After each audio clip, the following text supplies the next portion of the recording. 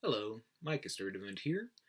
I am creating this video for the selection committee, and I hope to give you some useful information on my professional experience as well as experience from working and living abroad. Now, my previous experience before teaching has been primarily in law enforcement and security.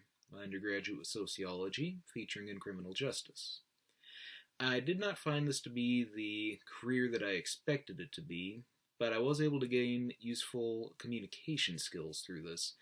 A lot of the degree featured on interpersonal communication skills, and it's been useful ever since. Now, after working in security, I kind of fell into this position just out of curiosity. I'd talked to a few people who'd worked abroad, and I thought I'd try it for a year before making any further decisions. Once I worked in South Korea for about a year and a half or so, I really found that I enjoyed it quite a bit. I then moved on to work in Colombia for about 6 months, made the decision to get my master's degree in TESOL, and I have finished a university job in China while finishing my degree. So that's a little bit about my background. My current goal is to utilize this degree to gain further experience, abroad, working in very business-like and professional environments. And that has led me to my desire to try to work in Japan. A little bit about me. I enjoy a few hobbies. I enjoy learning languages. I enjoy exercise, hiking, and generally I like to try new things. So that's mostly about me. Now, talking about cultural experiences, I've had a lot of experience working abroad in multiple countries now, and generally I've learned that you just have to realize that miscommunications and misunderstandings are inevitable. It's a two-way street. When you're working with someone from another culture, expectations are different, there can be language barriers, and you just have to know that it's going to happen. You have to try to work within the system. Try to know what is possible and what is impossible. So, that's a little basic information about me for this section.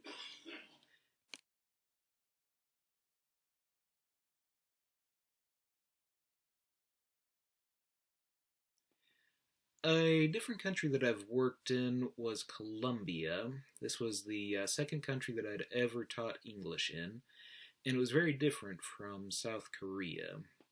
South Korea, I had to work a lot harder to get my students to actually engage, to talk.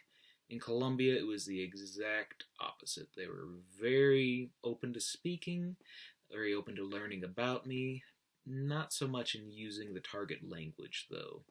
So, while I had a very open and very just interested class, they were harder to engage in the second language.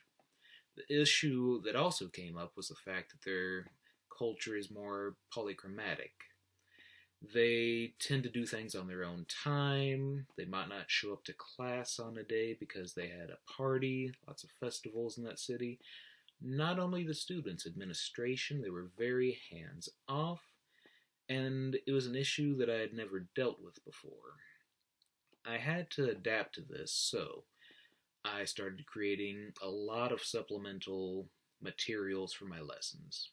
Maybe 5 people would show up on time to class, so I would engage with them. We'd go over what we'd studied before. I'd be ready to work more people in as they came in during the class. And it was an issue. It was very difficult, but we were able to overcome it for what they were wanting out of the program. So, that was one of the biggest issues that I've had. Of course, every country has its own issue. China was much more difficult to get my students to open up. They had very, very low levels, so my biggest challenge there was lowering the affective filter, getting them to relax and realize that mistakes are inevitable. And it's the means of acquiring your second language. So, every country has had different issues, but I'm generally open to learning cultural reasons cultural misunderstandings occur, and it usually aids in the lessons. So.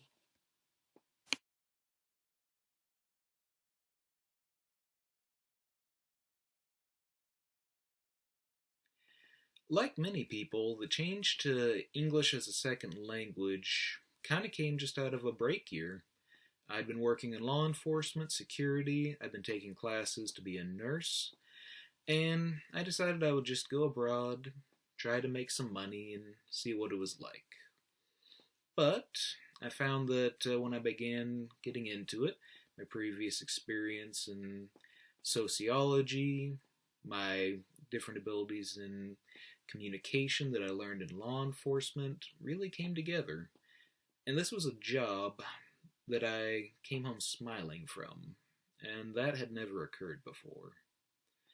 I really wanted to give this a try to see if I'd be serious about it, so I signed up with a government program for the Colombian government, SENA, which it's a non-profit organization that allows students to learn basic skills, very similar to community college, but for low-income students. It was extremely rewarding. We were able to assist students who had maybe one or two words in English to get to the point to where they could function basically, mind you, but they could function with English supervisors, working in a task-based environment, and I really enjoyed it. I found that I really wanted to make this a career, and this is when I decided to pursue my master's in TESOL. After doing that, I decided to move to a new country, China, Chongqing University, and I was able to utilize the experience there to assist me during my master's work. It really helped me to create interesting lessons, and it was an extremely rewarding experience. Japan seems like a very, very exciting opportunity. I'm very interested in learning about different cultures. It assists me as an English teacher. It helps me understand some of the problems my students might have, cultural issues that inhibit communication. I've had excellent experiences in 3 countries, South Korea, China, and Colombia, and being able to set up shop in Japan, being able to get good postgraduate experience in a professional environment could only assist me.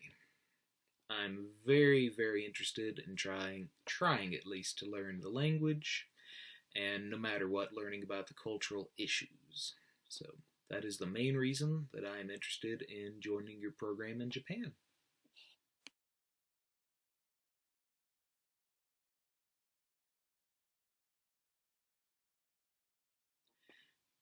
When it comes to theories that really come up in practice in my classroom, the biggest issue is, like I mentioned before, the affective filter. My students, well, every student who's ever learned a second language, myself included, there's so much anxiety in engaging with someone who is at a native level, or engaging with your peers. It's very, very difficult, especially when you're coming from the mindset that any mistake is a failure. The most important part of my classroom is just lowering the stress. Getting my students to be able to be comfortable to engage with me, to engage with each other, which I think is a lot more useful. Which leads me to my second point. I think it is far, far more important to create a student-centered classroom than to follow the typical lecture-based teacher-centered classroom. Whenever you have a teacher-centered classroom, especially in an English as a foreign language class, there's only listening, and it's not really engaging. Engaging with a second language, that is the most important part of this class. Whenever you put the focus on the students, whether they're interacting with each other doing group work, interacting with you one-on-one, it's much more useful. You can observe, you can interact, you can give little tips. I'm not a big fan of overcorrection. Rephrasing, getting them to understand the mistakes they've made on their own, giving general advice, it's more useful because every time you jump on a student who's trying to learn the language, you're taking the stress up, up, up. And more than likely, they're just going to try to be quiet. That way they don't have to worry about being shamed in front of the class, and they're not going to engage. They're not going to get what they need to get from your class. And leads me to my last point that I'll bring up here. For me, I have to make a classroom that's based on immersion therapy. And what I mean by that, not so much therapy, but theory. For instance, whenever I've lived in different countries, South Korea, China, I've been able to gain a great deal of fluency simply because I had to use the language. Whenever you're able to just code switch back to your L1 in order to engage with your peers or the teacher, I don't feel it's useful. It's wasting the time. So I try to use English only in the class. And I have a few reasons. First off, as I said before, it really promotes using the second language as the means of acquisition. I think using your first language to try to learn a second never has functioned well. I wasn't able to never able to make headway learning Spanish this way in class, so I don't find it particularly useful. The second issue that comes from this is the fact that I am not a native speaker of my students' language. If I try to use any of their language, I'm just doing them a disservice. I'm going to confuse them. The class is not going to work well. Even if I have fluency in their language, if I showed it, they're not going to engage in their second language, which is the biggest problem. And it's just, if you set the class to be able to use the L1, it's again, they're going to avoid the second language because it can be embarrassing. It's so intimidating to talk to someone in their own language. So it all relates together.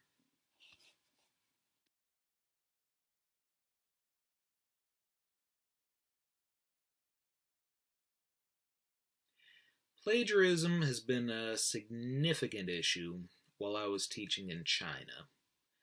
And many teachers, if they're new to the university setting in China or other parts of Asia, Korea has been included in this as well, it's easy to assume they're just being dishonest. They're cheating, they're stealing information, they're not giving proper citations. But I found it's more complicated with that. Many of my classes have gone into the issue that in undergraduate classes, in high school, the idea of plagiarism, it's a non-factor. It's not an issue of academic dishonesty because they've never been taught the proper ways to cite sources. They've never been taught the need to do this. So immediately jumping to the conclusion that your students are trying to get away with something, I think is a mistake. Now, handling this, no matter what, you must go by university policy. But if I'm given leeway, I'm going to bring up the issue to the entire class. Hopefully, I would bring this up in the first class to get them to understand what I expect from them, what they need to do, and how they can do it. So, I would give hypothetical examples of some of these issues, some errors. I'd explain how serious this issue is in the university and in all of academia, especially if they're going into fields that are more research-based. This is something that they really need to understand. So for the short term, I would give this general information to everyone. For the students who have made this error, I'm going to give them another chance. I'm going to try to work with them. I'll invite them to my office during office hours. We can have a discussion about this and just give them another shot. In the long run, of course, I want to collaborate with different departments, try to set up some workshops, set up classes to explain these are the different ways we need to cite sources. We cannot just simply copy, paste, and create a paper out of that. No, it's not going to work in any part of college. And it needs to be a case-by-case situation further down the line. because I'm not naive enough to feel that if I give them a simple example of what I want, that everyone is going to follow suit. People cheat, it occurs. And when that happens, I will give them a chance to fix the problem, but more than anything, I'm going to follow university policy. If the policy allows them to make up the work, to work with me, that's great. It allows them to really understand their mistake, really get to the problems, and just solve it. But if it's just continuing and they're being lazy and they're just being academically dishonest, no matter what, you have to follow whatever policy. Let people know about it and move on from there. So, just to sum up, this has been a little bit of my background, my viewpoints on creating a comfortable English classroom, and I really look forward to speaking to you. I'd love to learn more about the university, and again, I thank you for your time and consideration. Please feel free to contact me if you have any further questions. I'm open for Skype interviews. You can contact me via email, just whatever your preference. So, thanks again. This is Micah Sturdevant, signing off.